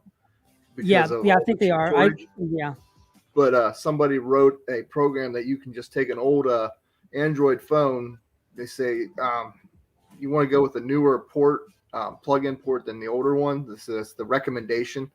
Right. But that way you use the camera right from your phone and everything. You just set it right there, and it'll run it all. Like I said, I still run stock with my little micro SD card. So and I work third shift, so I don't lose sleep at night. And so if I print something during the day, my wife's right there in the room. She's there with her Cricut machine making these kind of things. Right. Yeah. I mean, so yeah, she's printing stuff on her or cutting stuff on her Cricut. You're printing stuff on the thing. Y'all are having fun doing that. Yeah. And so I gotta wave hi to Kyan real quick. He's waving at the TV from Chronic Tired Mom. So I wanted to say, hey, how you doing, little buddy? Hey, Kyan. Back. Hey, and there's Dan waving at you as well. So yeah, that's just really fun. But yeah, and the Cricket's another great tool for cachers. I mean, the cache back here, and I may go grab that here in a second while you're talking. I may use cutting some vinyl to put in there for some of the lettering on that. Have you used the Cricket for any of your caches at all? We use it to decorate ammo cans, to redo, like if we're going to do an ammo can, we'll put that on the ammo can to give it a nice extra little punch. One of the caches we found, one of the first caches we found, one of the first people we met caching had a really cool cache up in the up in a state park where you hike out a half a mile to an overlook, and then it was a 2-stage, and it brought you all the way back to the parking lot that you just walked past. And I did this with an event with a bunch of people, and he had created a fake rock out of cement, very Roomba Cats type thing, but it was actually cement, not a rubber or anything. And we walked past that rock. I'm talking, this is experienced cachers back in, this is probably 09, 2010, and a lady actually sat down on it and heard the rock rattle, and is like, "You've got to be kidding!" Because we were like 200 feet away. We had searched this whole thing. Well, he archived it, and I asked him, and it took me like 3 years from the time I asked him, and till we got, and I got it hidden again. And I've gotten a lot of questions. I know I'm right here, but where is it? It's an ammo can. How can you not find an ammo can in the woods? And so we made it a tribute to Great Danes, who's the cacher who did it. And so we made the ammo can all with his logo on it and all that kind of stuff. So, and it's just another way to dress up a cache. You know, right? It's nicer to find a cache that's either painted well or, you know, I'm very, you know, my skill set is spray it green, spray it black. You know, if I try and do anything else, forget it. It's a mess. Yeah, I've been really working on trying to up my game on the finished work. I mean, I was just thinking about this. You can do it like a chef. The food may taste great, but it may look like trash. Yeah. So, you know, the cache may be great, but if it's looking like trash, unless you want it to look like trash, I mean, that's part of the camouflage, and that's awesome. What's your object here? Right. So, but that's just like dressing it up, like the presentation of your cache. And I grabbed that cache real quick. I'm just going to pull it up real quick right here. Of course, the camera's crooked, but so I'm probably going to, on this one here where the buttons come in, I'm going to do some dressing up here with using some vinyl, putting it in here. As long as Rick's cool with it, and I don't know if he's still in the chat room or not, I'm going to keep this clear down here because I think that looks really cool to be able to see the contents into the cache itself. I hope you like that. So I think that's going to be really great. And then those that haven't seen the video of how I did this, there's the inside of it. And I'm going to actually seal these. I know you're seeing the blue tape, the painter's tape right here right now, but this is actually going to get silicone on there to hold that in there. I'm going to dress up some of these wires and some more. But this is, I thought for cache maintenance, to be able to do a smart cache, to be able to get into it really easily, to do that, this lock up here is just something I hadn't seen on any other caches. And it took a lot of thought of how can I do this so Rick will be able to do the maintaining of this really easily. So, but yeah, just using the Cricut to doing that up there, I think will really help add to so much. And that's something that's really cool about even the 3D prints, because you can come up with a really cool shape to hide, and you just print it and you can hide it. I've seen a lot of different ones. What's the craziest 3D printed cache that you've seen online? Boy, I've seen a bunch of maze caches. Owen from over in England, he has some of the stuff that he's printed out is incredible. He's got caches that are like 4 or 5 puzzles that you have to break open to get to this actual. Oh wow! So you solve the puzzle and think, hey, I'm there. Nope, I got another one to solve.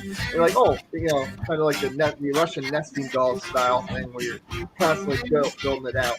I wanted to do one of those, but I haven't had to sure he could do that.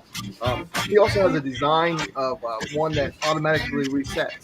So you solve the puzzle and then you slide it back together, and you don't have to unsolve it to. I've seen that. That was Owen does some really great designs, and if you want to join that group, and I've put a link in the chat, and I'll drop it in there again. I got to go find it again, but it's the 3D printing for geocaching, and there's some really great gadgets out there. Creators, some guys, real creators, and for a lot of people that are starting to get into 3D printing, I know I've used it before, and it's called, and I just about drew a blank on it, Thingiverse. Using Thingiverse. I know Owen posts things up there. What was the ones you just said? Thangs, THANGS. Okay. Thangs. That's a great one. There's Colts 3D or Cuts 3D. I think it's Colts 3D. There's a bunch of STL sites out there to use that'll help you get ideas that you're welcome to use. I'm going to take this opportunity right now. I want to say something about creators for creators. If you go onto a Thingiverse or things and you download an STL and you use somebody else's thing, you don't necessarily have to credit them when you're doing your cache, but don't sell it. Right. I didn't create these skulls. That's why I'm not selling them. I'm giving them away. That's acceptable. And for personal use, that's acceptable. These guys who create them, they want you to print them. They want you to go out and hide them. They want to improve the game, very much the WB Tim mentality. But don't sell their work, because they're the ones who took the time to create it or make it or come up with this design. And so be respectful to them, because I tell you, for my list, these guys are great. I don't want to offend them. I don't want to lose them. Right. And they've done some really neat stuff, and they've shared some really cool stuff with the group. One is a bolt that has nuts that one nut screws one way, another nut screws the other way. Yeah, it's first. Actually created that one, and I gave that one to a kid who had an event near here, and he was so tickled, and that's what I like. The best part about 3D printing is some of these caches I give them when I go to an event. I always give a host, and I give it to them with the stipulation. It says, you can keep this for yourself and hide it, or you can put it in your giveaway table and give it away. They rarely put it on their giveaway table. Right, they right. want to keep it themselves. So here's a question. If you printed something like that, and you're at an event, and say like it's a mega or something, and they use it for a fundraiser, so people are bidding on it, what would be they're not really selling it. They are and they aren't, but it's going to benefit the event itself. What's the feeling on that? I'm just curious. All right. I'd reach out to the creator. Say, hey, this is what I'm going to do. What do you feel about this? How do you feel about me printing this cache? I'm going to print this resettable puzzle cache. We're going to give it. I'm not going to make any profit from it, but it's going to go. I think you're going to find most of these creators are really good about it. Just tag them in it or give them credit for the design. And that way, if somebody else wants to go download it and print it for themselves, they know where to go, or and not make profit for yourself. I think that's the big issue. Is they don't want you to take their work and effort and then sell it for your profit. They want you to use it. Like I said, you're not making profit from it by doing it at a mega event. But right. I would reach out to the creator and say, hey, this is what I'm planning on doing, just to get their blessing. Right, and that's really great, and that's really true, because I saw that in the chat, or not in the chat, but necessarily on the page that was brought up, and that is something we really do need to think of, because they're finding their caches on Etsy being printed and sold and everything else, and it's like, wait a minute, you can't. And there's a whole, and I don't know if it was in yours or if it was in a different one that I was seeing that. So yeah. Tad mentioned here in a little bit earlier, the links that we've been talking about. After this, the live stream is done, and everything's uploaded, I'm going to go back through the description. So I'm going to put the links that we've talked about for the Facebook group, for the different printers, maybe even some of the tools that I was using, like my vice grip, wire strippers that I was using earlier.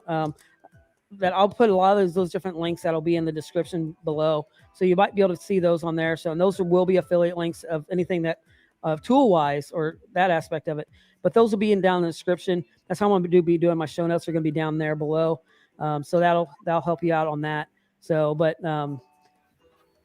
that's really cool. And then Jan, welcome from. Okay, hold on. I'll look at that in a second. Welcome from Germany. So, all right. Sorry, squirrel. What'd you show me? I got one of those oscillating cutters. Oh yeah, and it's wireless, so it's really nice and easy to use. I was Home Depot. It was cheaper to buy this with a battery pack than you can buy just a spare tool that I've seen someplace else. So it's like, oh, I can't not. Yeah, that's a really great tool. I have one, but I got mine at Harbor Freight. Yeah, so I love Harbor Freight. That's another great. That's another candy store. I just found out, and I've lived here in this house for coming up on 2 years now. Less than 5 minutes away from me is a woodworking shop. Oh. I walked in there the other day because I want to start building some other stuff. I'm sorry. Hopefully this isn't blasphemy. I want to start building other stuff in caches. Sorry. And I'm wanting to start working with some hardwood and stuff. And I went in there and I'm going, holy cow, this is dangerous to have this candy store close to me like this. So. Yeah, you're familiar with Grizzly Tools? They built a lot of they used to have a manufacturing place about 20 minutes north of me, and they used to sell all their returns for super cheap. And at that point I wasn't buying tools, but now that they're not doing this anymore, I'm like, really? But you can find some pretty good deals on Facebook Marketplace sometimes on old Grizzly tools because they were manufactured in this area for a while. Yeah, I'm at where I work, Teen Challenge, we have a thrift store and we do clean outs of estates and stuff like that at times. And we've had stuff that have come through. I've gotten upgrades from my shopsmith from my thrift store, and it blows me away. So it's looking for those different things. The tools don't necessarily always have to be new, but they just need to work. So that's how I've gotten most of my tools. Yeah. I've been looking at those shopsmiths. I've been really interested in one of them. I've been kind of like, but I've accumulated quite a bit of other tools that I think might not actually need it, because I don't ever think I'll use a lathe that I'm aware of. I've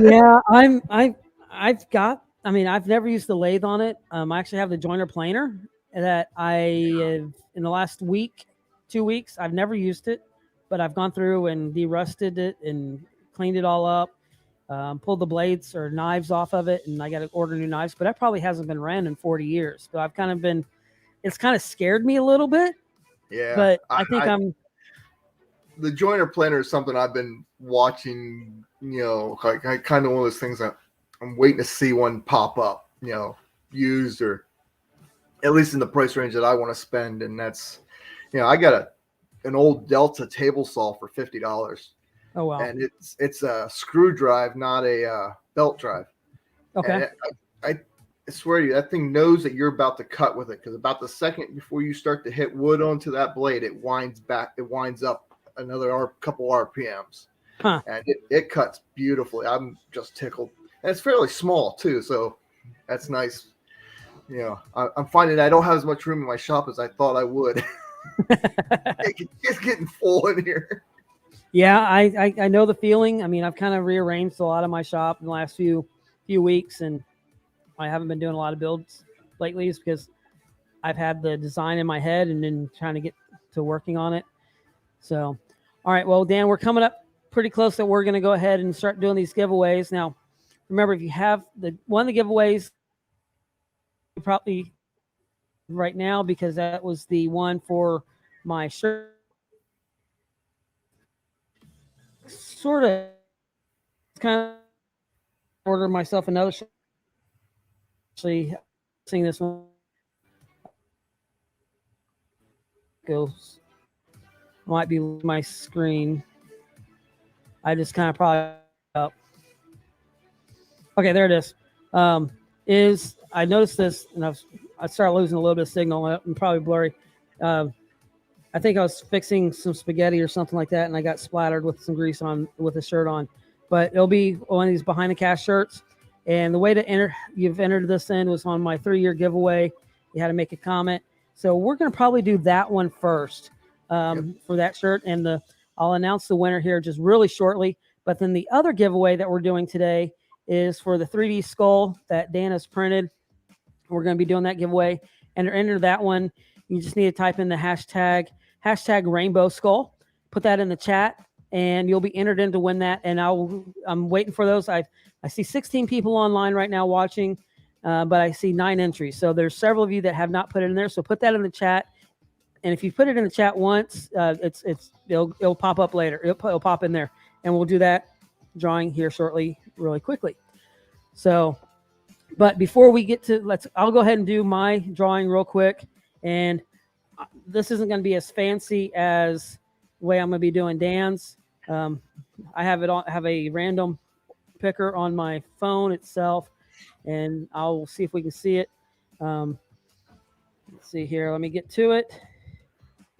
It has a randomizer, and I have everybody's name in here that made the comment. And what I'm going to do is just going to hit spin here real quickly, and this will actually choose our winner for the shirt giveaway right now. So here we go. And I am spinning, and it is off to the races, round and around. Where it's going to stop, nobody knows. And the winner is Bill Lemke. Bill Lemke. As I'm knocking PVC pipe off around my feet, I'll link to the video on there, and I'll send you a message if you're not watching live or see this.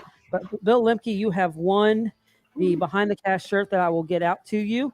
That'll be drop shipped. So I'll get in contact with you, and we'll figure out how we're going to get it to you, and you'll tell me your size and everything, and I'll get that shipped out to you.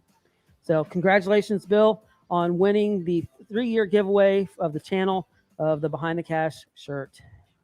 So, all right. Congratulations. Yeah, it's really cool. I like I said, I need to order another one. So this shirt is not one of my shirts. This is actually from Arted Crafted. This is things I do in my spare time, the Gadget Cash shirt. So this is Arted Crafted, another great shirt designer. You can check him out, artedcrafted.com as well. So that's where this shirt, things I do in my spare time. I love this shirt. It's really nice and soft, and I like this color. So, all right. So if everybody has entered in for the giveaway, let me get to sharing that screen for the Rainbow Cash tab. Let's see here. All right, so here is I'm adding it to the stream now. So there it is, Rainbow Skull. If we are ready to spin it, we will see who's going to win. And I got to click on the right one. All right, so here we go. You ready, Dan? Yep. All right, so here is spinning around. These are all the ones that have entered in hashtag Rainbow Skull to find out who is going to win the Rainbow Skull. And it is GeoRix Travels. Wow, it's going to New Zealand, man. New Zealand, all right. So, yeah, it's going to Rick. Man, Rick, you're going to have some really great caches from some really great creative builders and different types of stuff coming down to you. So congratulations, Rick.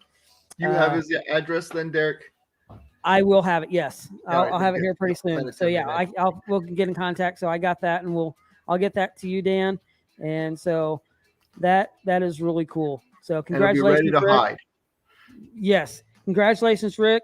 And let me take a screenshot of who I got here. Bill Lemke won the shirt. So congratulations. So Rick's like, thanks, great, so much. Okay, and so yeah, Lenisa, sorry, it was really close. I thought it was going to be yours there for a second. So, but well, Dan, this has been a lot of fun, and I hope everybody has. Caching Auckland is now going to be special.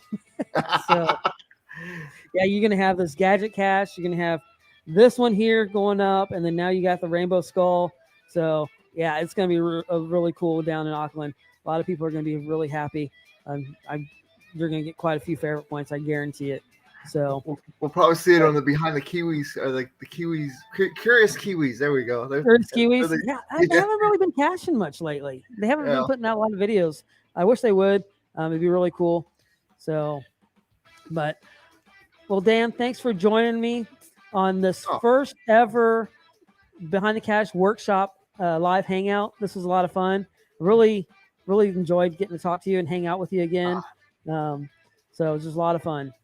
It's been a blast. Thank you for having me. Thank you for all those of you who joined in. And it's just, it's fun to share our passion of geocaching with one another. And it's nice to see how this always pulls together, and how, our different hobbies and our different backgrounds just make the game a better game.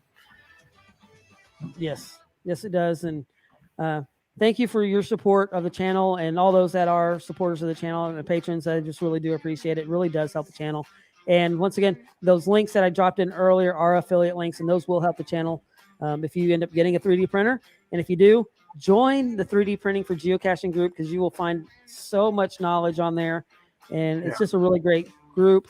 If you're having issues with your 3D printer, a lot of people can help you with it. Because I know I've ran into issues with my printer at times. And so, my dog's going crazy. I don't know if we got another Amazon delivery. It's getting close to Christmas. I know we're not even Thanksgiving yet, but we're ordering now. But so go ahead and jump on there. And it's really, even if you don't have a 3D printer, you're looking at getting one, try and get into the group and start learning at this point, because there's a lot of different printers that are out there, and you want to make sure that you're getting one for your budget, and one that you're going to like, and one that's going to be useful for what you want to do. So exactly. Yep. Yeah. Enjoy. And, biggest thing is have fun with the machine. It's like right now, my machine's not doing a whole lot of geocaching, but it's doing a whole lot of Christmas gifts right now. So there's just so much. I mean, it's amazing what you can do with a 3D printer. It's amazing the creativity of the people that you come across using 3D printers, and the technical stuff is just, it's fascinating how these plastics come together. So it really is. So, well, Dan, I'm going to go ahead and let you go. If you want to stay in the back of the green room, that's fine. I'll be back with you here in a second. Or if you need to go ahead and head on out, that's fine too. But I just want to thank everybody for being here today on the live hangout. And if this is your first time being here, hey, thanks for joining me. And if you have any questions or comments or anything like that, you can always put it in the comments down below.